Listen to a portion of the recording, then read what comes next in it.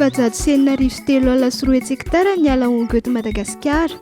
Faritra morontsiraka avany misy azy ireo ary anisan'izany ny faritra Diana sy Analanjorofo. Tao anatin'ny 50 taona dia niena ny fivelaran'ny ala ongo maneran-tany sy ny eto amin'ny nosy. Izany dia noho ny fandrimpahana ny ala, ny fandotoana ary ny fiakaran'ny hafanan'ny tany. Zava-dehibe amin'ny fahavelomantsika nefa ny ala ongo satria manadio ny rano izy ary miaro ny fahasimban'ny morontsiraka. Fefy voajanahary manohitra ny rivo-doza sy ny herin'ny onja ihany koa. Toeram-pitobin'ny zana-trondro toy ny rouget, miro, trondro fisaka, trondro fotsy, horita ary vokona sasatsasany ary harena hafa toy ny sira, tantely, voankazo sy fanafody nentin-drazana ny ala ongo. Any Analanjorofo, ao Manopana, miaro sy manavao ny ala ongo ny vorona ifotony VOI vahoana izay tarihan'ny Afafinor.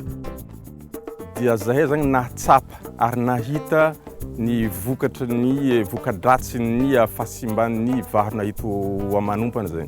Tia ny avitsy ny trondro, ny hazan-drano rehetra zany ny avitsy. Ary zahay koa moa zany mahatsapa fa zahay aty fotony ihany no mety afaka hiaro tsara le vahona.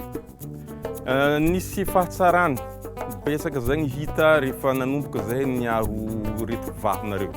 Zany hoe eo amin'ny lafin'ny hazan-drano aloha zany voalohany.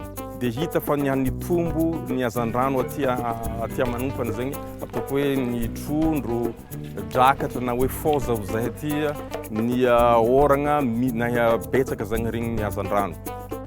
Vokatry ny fanentanana amin'ny fiarovana ny tontolo iainana sy ny ala ongo dia ny hamaratrano ny vehivavy sy ny lehilahy manatevin-darana amin'ny VOI vahoana satria azon'izy ireo fa mifamatotra akaiky ny fahaveloman'izy ireo sy ny ala ongo. Ary efa namboly hongo miisa 3 alina izy ireo hatramin'izao. Asa sitrapony fambolena izany satria dia 3 taona vao lehibe ny zanaka hongo. Aka agnatin'ny ala ongo malohany misy rivo vaovao, misy rivotra, misy